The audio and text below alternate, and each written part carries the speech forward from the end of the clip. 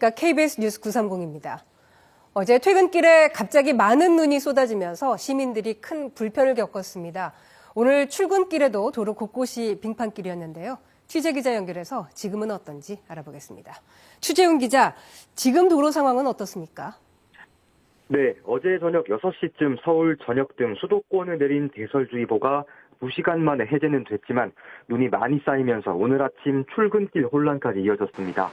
서울시는 어제 저녁 7시부터 내부순환로, 북부간선도로 등 주요 도로를 통제하며 대설 작업에 나섰고 오늘 아침 8시쯤 동부간선도로를 끝으로 도로 통제는 모두 해제됐습니다.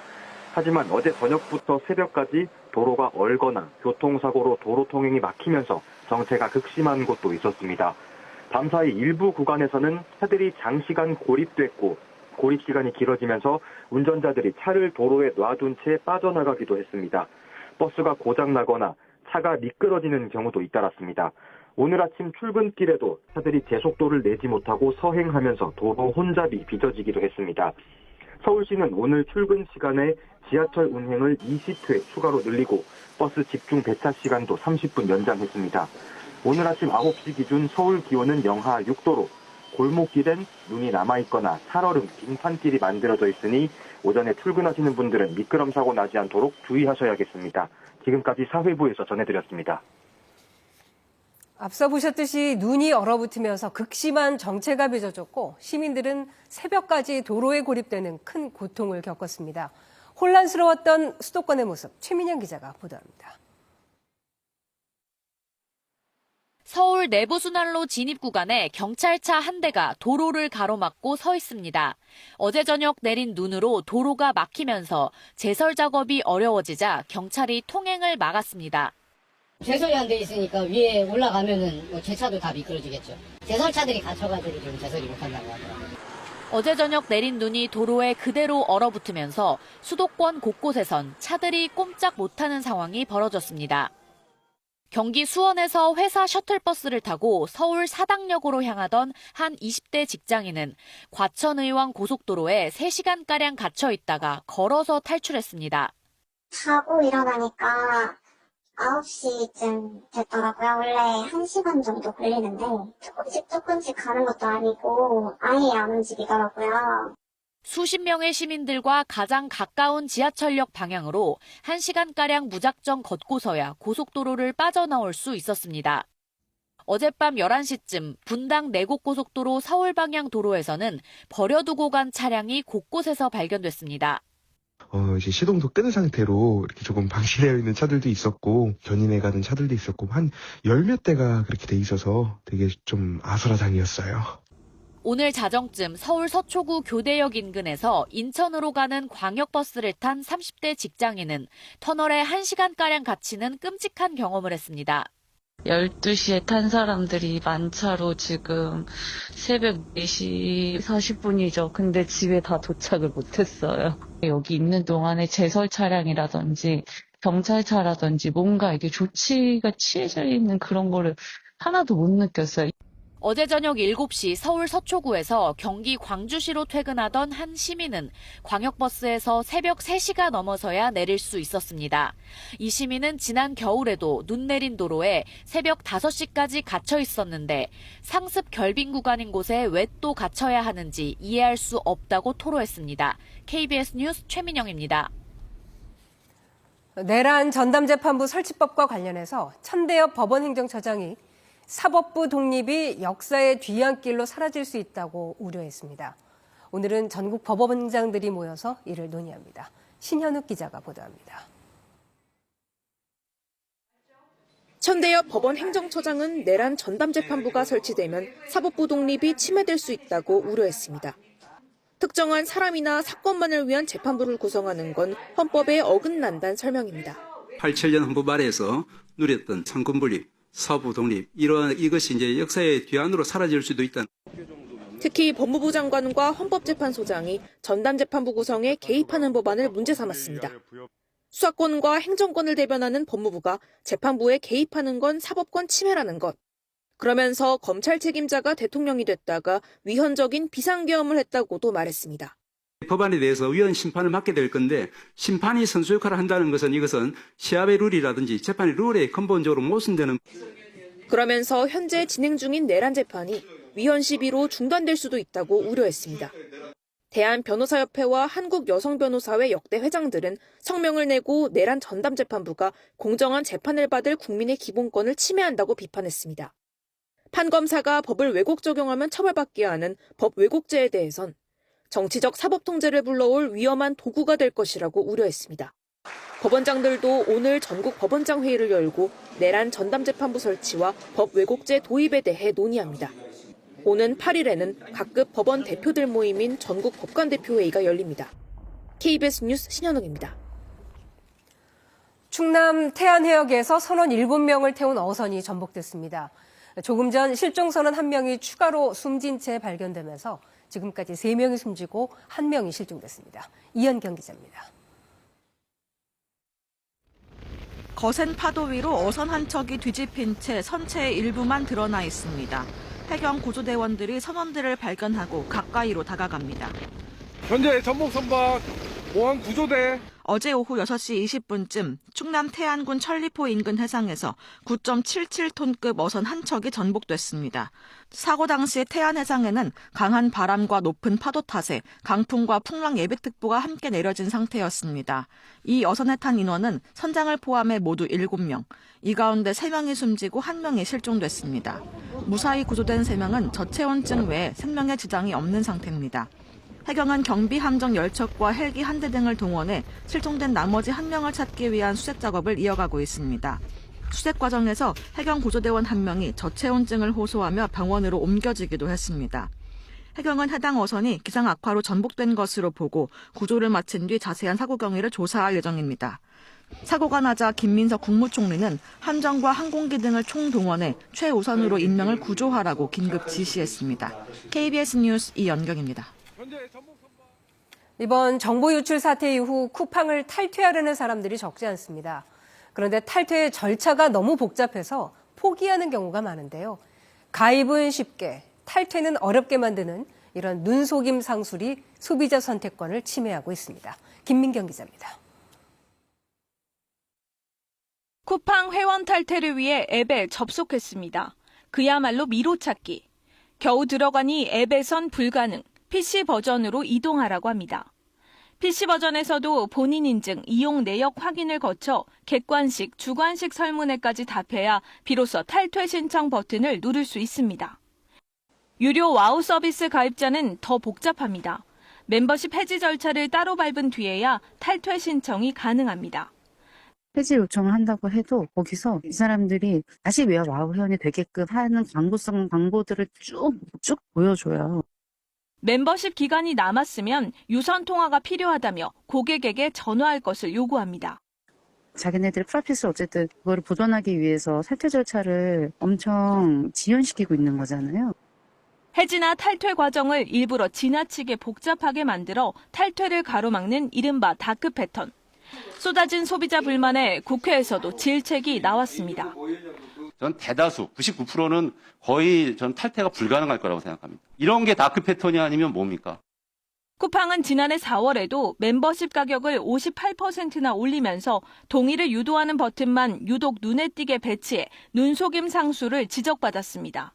결국 과태료를 물었지만 250만 원에 불과했습니다.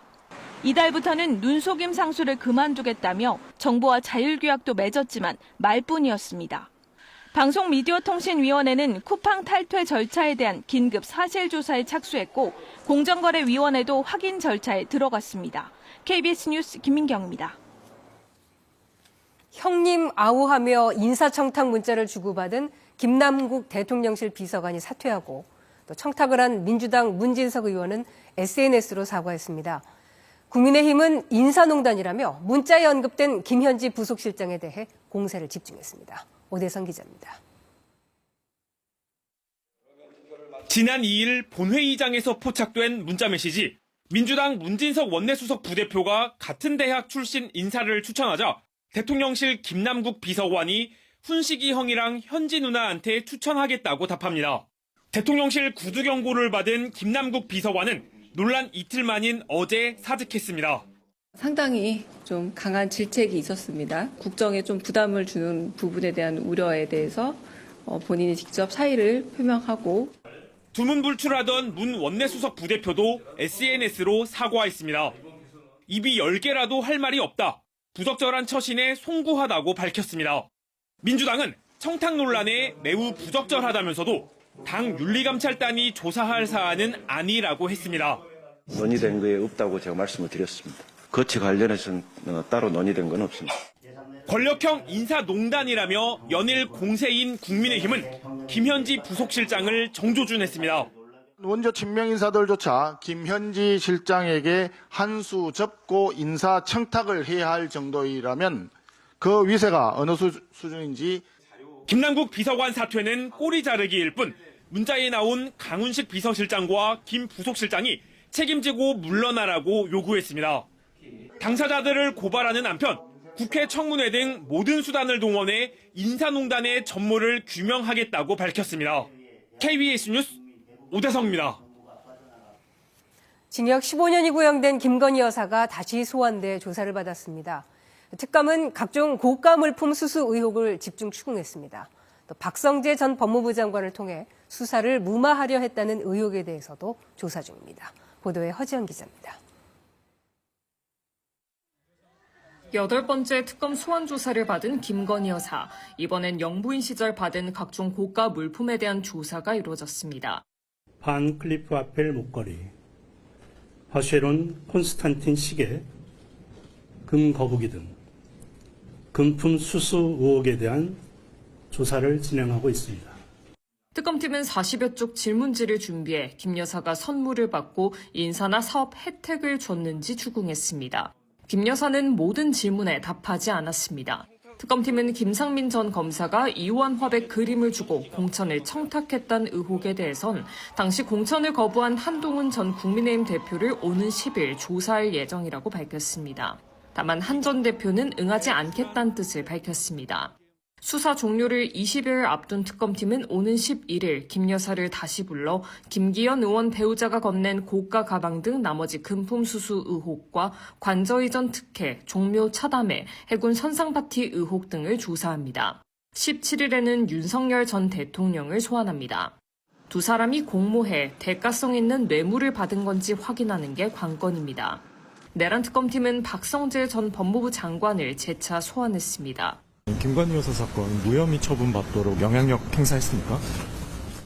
특검팀은 김 여사가 지난해 수사를 받게 되자 박 전 장관에게 연락해 수사 상황을 물었던 배경을 집중 조사했습니다.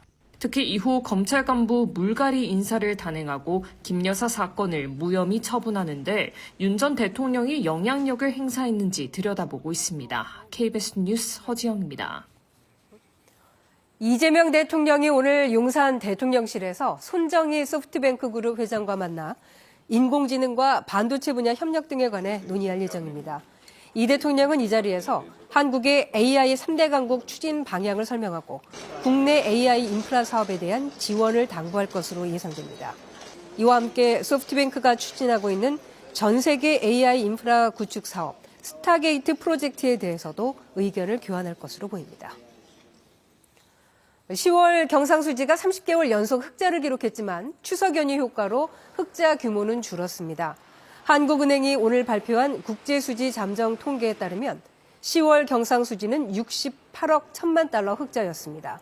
30개월 연속 흑자지만 9월보다는 흑자 규모가 66억 달러 넘게 줄었습니다. 항목별로는 상품 수지 흑자가 78억 2천만 달러를 기록했고 수출은 전년 동기 대비 4.7% 감소했습니다. 이번엔 KB증권 연결해서 오늘의 주식시장 알아보겠습니다. KB증권입니다. 코스피 시장 4,000선 부근까지 낙폭을 키우다 현재는 상승 반전하는 등 혼조세입니다. 코스닥 시장은 외국인과 기관의 동반 매도 속에 이틀째 하락하고 있습니다. 이 시각 현재 코스피는 0.3포인트 상승한 4,028.81에 코스닥은 8.86포인트 내린 920.97에 거래되고 있습니다. 다음 주 FOMC를 앞둔 가운데 간밤 미국 증시는 혼조세로 마감했습니다. 코스피 시장에서 개인과 외국인은 매도를, 기관은 사고 있습니다. SK하이닉스 4흘째 하락 중인 가운데 LG전자 52주 신고가를, LS일렉트릭을 비롯한 전력주, 2차전지와 자동차, 건설주 흐름 좋습니다. 반면 개인과 엔터주, 한올바이오파마와 SK스퀘어, 신세계 약세입니다. 코스닥 시장에서는 에임드바이오 상한가를, 알테오젠이 10% 넘게 밀리는 등 제약바이오주 약세가 두드러집니다. 이 시각 현재 달러화에 대한 원화 환율은 1,474원에 거래되고 있습니다. 지금까지 KB증권이었습니다.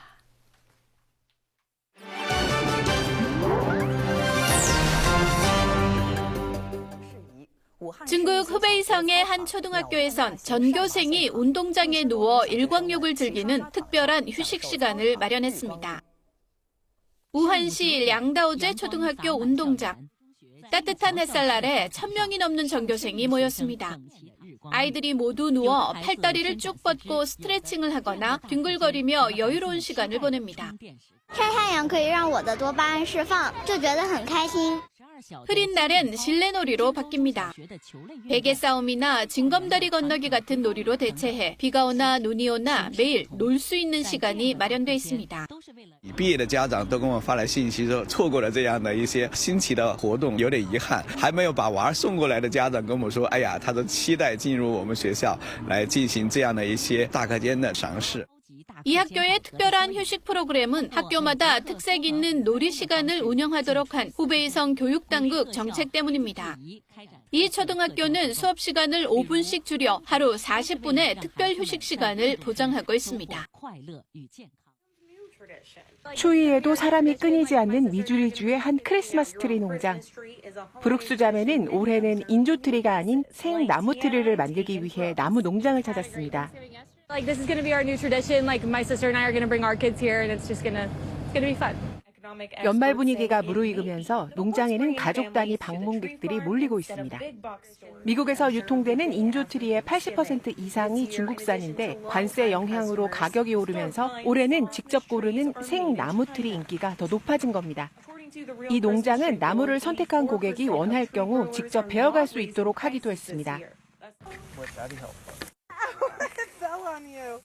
올해 트리용 나무 농장의 84%는 도매 가격을 올리지 않은 것으로 나타났습니다.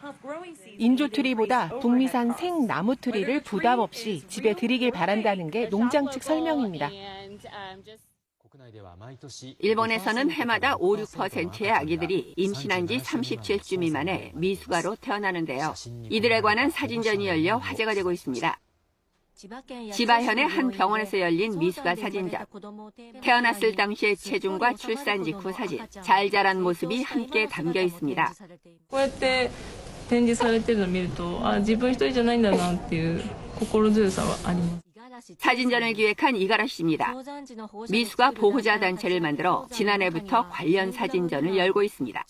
リトルベビーはこんなに頑張っているんだよ、一生懸命生きてるんだよっていうところを応援したいという気持ちから、写真展を開催しようと思いました。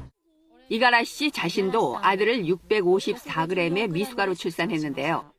출산 직후 아기가 5개월 동안 입원해야 했고 퇴원 후에도 24시간 산소호흡기를 찬 등 힘든 나날을 보냈지만 6살이 된 지금은 건강하게 잘 자라 유치원에 다니고 있습니다. 이제는 대학생이 된 다지마 씨 사진도 있습니다. 다지마 씨도 760g의 미숙아로 태어났는데요. 건강하게 잘 자라 미숙아 부모들의 희망이 되고 있습니다. 다지마 씨는 공인심리사가 돼 미숙아 부모들의 도움을 주고 싶다고 말합니다. 튀르키예 흑해연안 지역 두주케이 지구에서 고대 아나톨리아의 수공예품을 탄생시킨 직조기술이 지역 여성들의 손을 통해 화려하게 되살아나고 있습니다. 여성들이 배틀에 감긴 선명한 색상의 실을 한 가닥 한 가닥 엮어냅니다. 이 직조기술은 기원전 4000년부터 시작됐습니다. Trabzon'un bütün ilçelerinin el sanatları sergisi vardı. O sergiye girmiştim ve o sergide bu iplerle karşılaştım. 실이라는 뜻의 카이타는 손으로 짠 다채로운 끈을 말하는데요. 기하학적 무늬가 인상적인 아름다운 카이타는 역사적으로 일상복과 의례복을 장식하는 데 사용됐습니다. 지금은 실생활에서 활용 가능한 다양한 액세서리로 재탄생하고 있는데요. 여성들은 카이탄과 직조 기술을 젊은 세대에 물려주기 위해 앞장서고 있습니다. Öğrencilerime de bunu öğretmeye gurur duyuyorum öğrettikçe. Geleneklerimizin kaybolmasını hiç istemiyorum. 두주케이 여성들의 카이탄 계승 노력은 과거의 유산을 현재의 삶으로 연결하는 아름다운 노력으로 인정받고 있습니다. KBS 월드뉴스입니다. 강남 4구, 마용성 등 서울의 고가 아파트 증여 사례를 국세청이 전수 검증합니다. 증여세를 덜 내려고 꼼수를 동원한 게 아닌지 모두 살펴보겠다는 겁니다. 김지숙 기자가 보도합니다. 서울 아파트값 상승폭은 2주 연속 줄었지만 강남 4구 등은 서울 평균보다 더 올랐습니다. 부모 찬스 증여가 늘고 있는 이유입니다. 하반기 엄청 많이 증가됐어요. 팔기는 너무 아까우니까 자녀들한테 증여하는 게 훨씬 나은 거예요. 1월부터 10월까지 서울 집합 건물 증여는 7,708건, 강남 4구와 마용성만 보면 2,077건, 불장이었던 2022년 이후 가장 많습니다. 국세청은 이 중 상당수를 꼼수 증여로 보고 있습니다. 시가 20억 원 아파트에 대출이 10억 원 있었습니다. 어머니는 자녀에게 빚까지 껴서 증여했고 자녀는 빚을 뺀 가치를 따져 10억 원에 대한 증여세만 냈습니다. 하지만 눈속임이었습니다. 빚은 자녀가 갚았지만 자녀의 생활비를 어머니가 다 대줬습니다. 전세를 이용한 꼼수도 있었습니다. 집주인은 아버지, 세입자는 할아버지. 아파트를 자녀에게 증여한 뒤 새를 살던 할아버지가 다른 곳으로 이사했는데 보증금은 돌려주지 않는 식이었습니다. 감정가를 시가보다 싸게 평가하는 건 흔한 수법일 정도입니다. 증여월의 행위가 집중되어 있는 지역을 대상으로 해서 저희가 점검하는 것은 처음입니다. 증여가 가장 많았던 3년 전에도 국세청은 비슷한 기획조사를 했습니다. 실제 집값 잡기에 도움이 되는지가 관건인데 과세 실적은 공개하지 않고 있습니다. KBS 뉴스 김지숙입니다. 이재명 정부의 국정과제인 정년 연장 논의가 속도를 내고 있습니다. 노사 양측이 이견을 좁히지 못하자 민주당이 3가지 중재안을 내놨는데 3, 4년 뒤부터 61살에서 1살씩 정년을 연장하는 내용이 핵심입니다. 최유경 기자가 보도합니다. 현재 60살인 정년을 65살까지 늘리는 법안을 올해 안에 발의하겠다고 한 민주당. 정년 연장은 더 이상 선택이 아닌 필수적 과제가 되었습니다. 정년 연장과 재고용을 결합한 입법 및 지원당원 마련을 노사 양측의 줄다리기가 이어지자 당 정년 연장 특위가 3가지 중재안을 제시했습니다.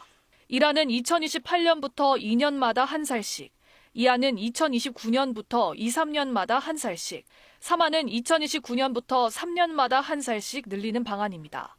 이르면 2036년, 늦어도 2041년엔 국민연금 수급 개시 연령과 일치하는 65살 정년이 완성되는 구조입니다. 그 사이 발생하는 소득 공백은 퇴직 후 재고용을 통해 메우도록 했습니다. 1안과 3안은 정년 이후 1년, 2안은 2년까지 재고용하는 방안이 제시됐는데 조건에 대해선 추가 논의가 필요합니다. 노동계의 수건인 정년 연장이 법제화되는 만큼 경영계의 임금체계 개편 요구도 반영됐습니다. 정년 연장 대상자에 대해선 노동자 과반의 동의 없이 의견 청취만으로도 임금을 깎을 수 있도록 취업규칙 변경 절차를 완화하자는 내용입니다. 민주당 중재안에도 노사 합의까진 험로가 예상됩니다. 노동계는 임금체계 개편에, 경영계는 퇴직 후 재고용의 한시적 적용에 각각 반발하고 있고 청년층의 일자리 감소 우려도 풀어야 할 과제입니다. 민주당 특위 관계자는 노사가 각자 주장하는 부분을 중재안에 담은 것이라며 최종 법안 발의 전에 청년층 의견을 담고 당정 협의를 거칠 예정이라고 밝혔습니다. KBS 뉴스 최경입니다. 이번 주 극장가는 다양한 장르의 우리 영화들이 잇따라 개봉합니다. 배우 하정우가 메가폰을 잡은 윗집 사람들, 그리고 신선한 에너지가 느껴지는 콘크리트 마켓과 허들도 눈여겨볼 만합니다. 개봉 영화 소식 김상엽 기자가 소개합니다.